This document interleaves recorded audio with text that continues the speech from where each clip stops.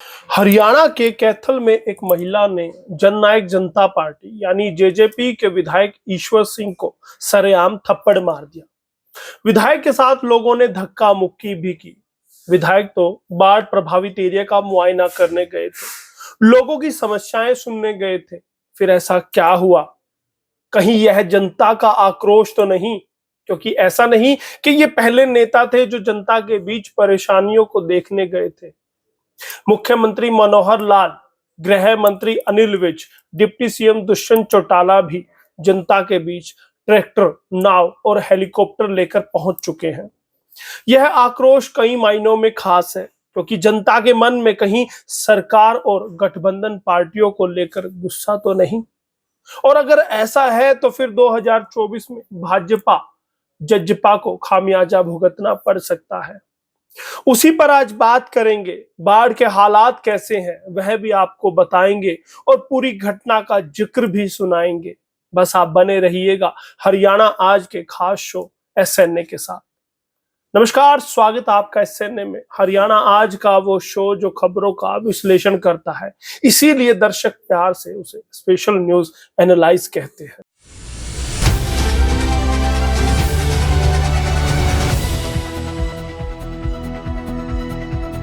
विधायक ईश्वर सिंह चीका के विधायक हैं। वे अपने क्षेत्र के गांव भाटिया में घग्गर नदी का बांध टूटने के बाद गांव में भरे पानी से पैदा हुए हालात का जायजा लेने पहुंचे थे। ग्रामीणों ने विधायक से सवाल किया कि 5 साल बाद अब क्या लेने आए हो। बता दें कि जेजेपी हरियाणा की सरकार में भाजपा की साझेदार है। शायद उसी की सजा भुगती है विधायक ने। बता दें कैथल के 40 गांव में बाढ़ का खतरा मंडरा रहा है और कई गांवों में पानी भर चुका है।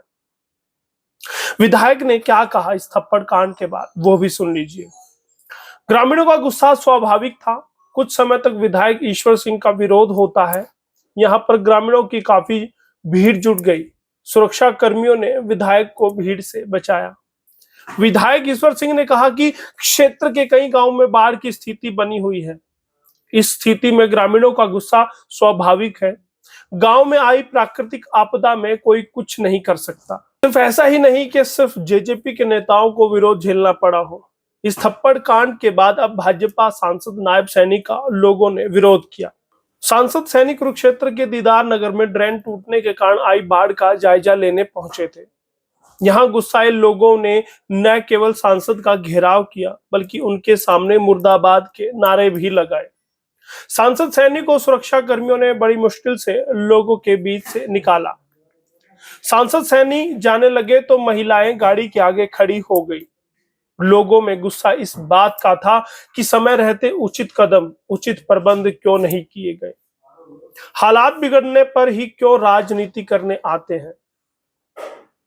ऐसा नहीं कि सिर्फ विधायक और सांसद ही जनता के बीच निकल रहे, उनको ही विरोध झेलना पड़ रहा।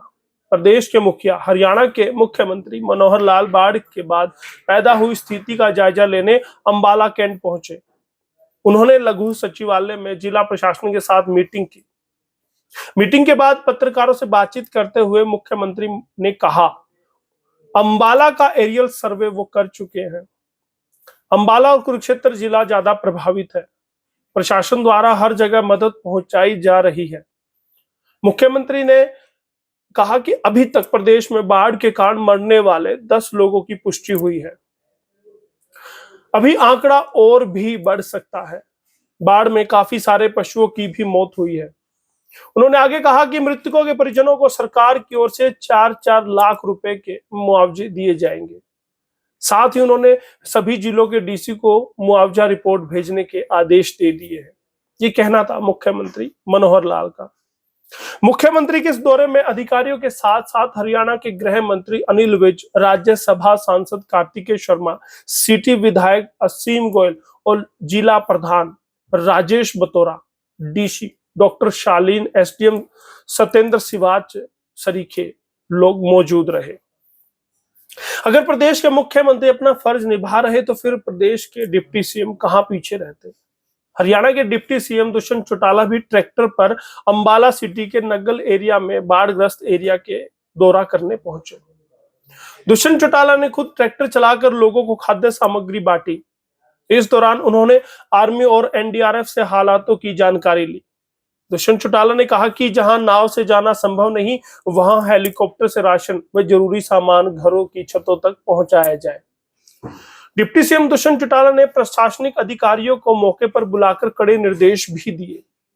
साथ ही चेतावनी दी कि लापरवाही बरतने वालों को माफ नहीं किया जाएगा। उन्होंने कहा कि बुजुर्गों, बच्चों और महिलाओं पर विशेष फोकस किया जाए। जिन जिन गांवों में पानी भरा हुआ है वहां 24 घंटे मॉनिटरिंग करें। उन्होंने बाढ़ग्रस्त एरिया में सूखा राशन, टेंट, सोलर लाइट और अन्य जरूरी सामान तुरंत मुहैया कराने के भी निर्देश दिए हैं। अब विधायक के थप्पड़ कांड के बाद राजनीति भी शुरू हो चुकी है। विधायक को थप्पड़ जड़ने का वीडियो सामने आने के बाद आप नेता अनुराग ढांडा ने कहा कि लोग हरियाणा की गठबंधन सरकार के नकारापन, भ्रष्टाचार से बेहद परेशान हैं। बाढ़ से खेतों में फसल तबाह हो गई और सरकार से कोई मदद नहीं मिल रही। आखिरकार गांव वालों का गुस्सा फूट पड़ा। राहत कार्यों पर भी सरकार का कोई ध्यान नहीं है। आपदा प्रबंधन का पैसा भ्रष्टाचार की भेंट चढ़ गया। जेजेपी के भ्रष्टाचार से परेशान लोगों ने गुहला से जेजेपी विधायक ईश्वर सिंह को जता दिया कि अब और बर्दाश्त नहीं कर सकती जनता। ये तो बात हुई हरियाणा के आपके नेता की। उधर केजरीवाल भी बोले कि दिल्ली यमुना में पानी हरियाणा की वजह से बढ़ा है। बाढ़ के खतरे पर सीएम अरविंद केजरीवाल बात कर रहे थे। उन्होंने हरियाणा को निशाने पर लिया। उन्होंने कहा कि अगर दिल्ली में बाढ़ से हालात बनते हैं तो उसका कसूरवार हरियाणा है।